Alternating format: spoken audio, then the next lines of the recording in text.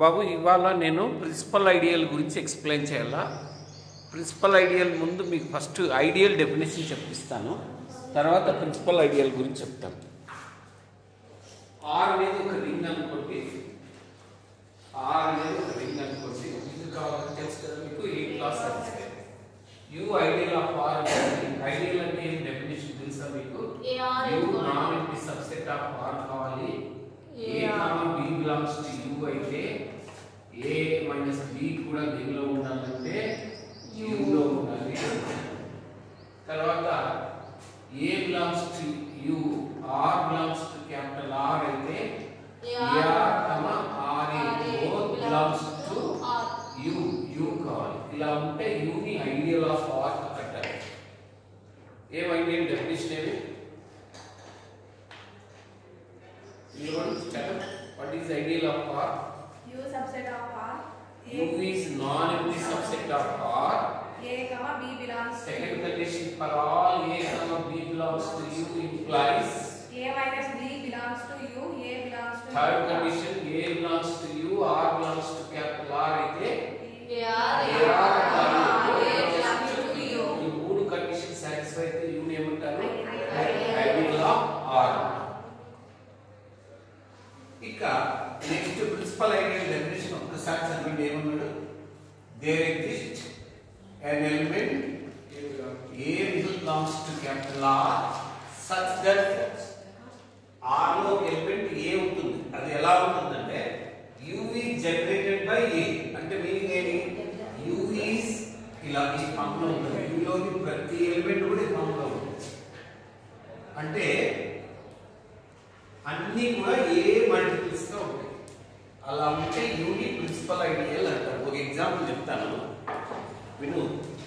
Suppose Z6 తీసుకోండి, Z6 తీసుకోండి. U అంటే ఇది తీసుకోండి, 0 బార్ 2 బార్ 4 బార్. ఇది ఐడియల్ అన్నమాట. ఇది ఐడియల్ ఆఫ్ Z6. దీన్ని మీరు చూసినట్లయితే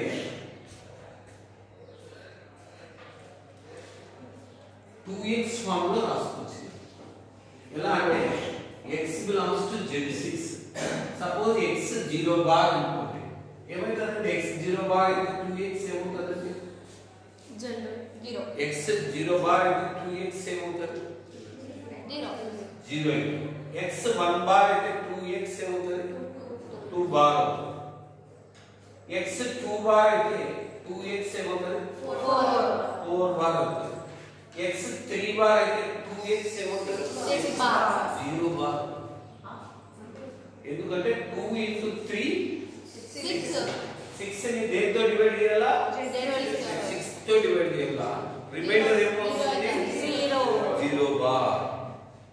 సపోజ్ x 4 అనుకోండి, 2 into x ఏమవుతుంది?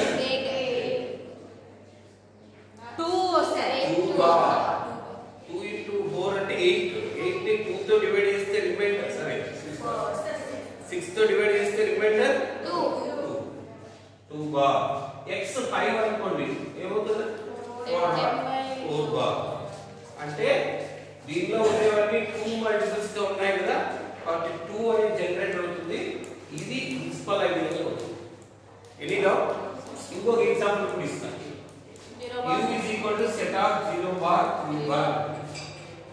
దీనిలో ప్రతి ఎలిమెంట్ ని కూడా ఏమని ఫామ్ లో రాసుకోవచ్చు అంటే 3x ఫామ్ లో రాసుకోవచ్చు. ఎవరైతే 3x ఫామ్ లో రాసుకోవచ్చు. అవునా? సపోజ్ x 0 పెట్టుకోండి, 3 into 0 బార్ 0 బార్. x 1 అనుకోండి, 3 into 1 bar 3 bar. 3 into 1 bar 3 bar. x 2 అనుకోండి, 3 into 2 bar 0 bar. 0 bar 3 bar. 0 bar 3 bar. కాబట్టి దీనిలో ప్రతి ఎలిమెంట్ కూడా ఏ ఫామ్ లో ఉంది? 3x. కాబట్టి ఇది కూడా ఏమవుతుంది? ప్రిన్సిపల్ ఐడియల్ అంటే ఏమి? U అనేది ఐడియల్ కావాలి. ఐడియల్ కావాలంటే ఎన్ని కండిషన్స్ ఉన్నాయి? 3 conditions. U non subset of R.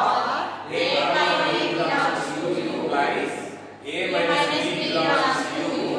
Third one, A belongs to U, R belongs to R implies AR and RA belongs to U. వాటితో పాటు U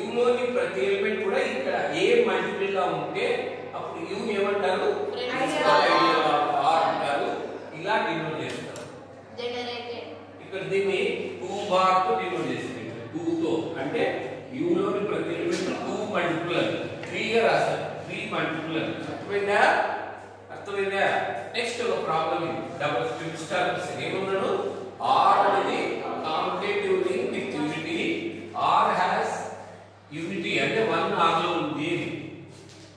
A belongs to R, then prove that ఏమని prove చేయమన్నాడు?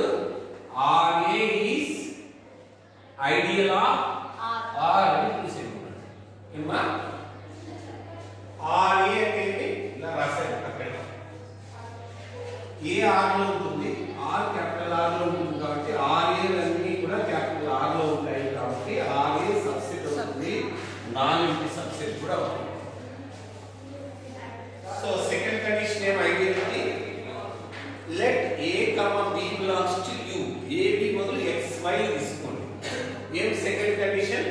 X, Y belongs to U implies X minus Y belongs to U. రెండో condition. X అంటే RA ఉంది కాబట్టి R1A అనుకోవచ్చు, Y ని R2A అనుకోవచ్చు. X minus Y అంటే ఇలా రాసుకుంటే ఏ ఫామ్ లో ఉంది? RA ఫామ్ లో ఉంది, but belongs to RA. Second condition okay. Third condition ఏమి? Ideal third condition R belongs to capital R, A belongs to U. Table X తీసుకోండి. X belongs to U అంటే RA implies RX and XR both belongs to U అని prove చేయాలి.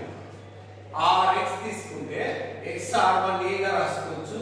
ఇది ఈ form లో ఉంది, RA form లో ఉంది కాబట్టి belongs to RA.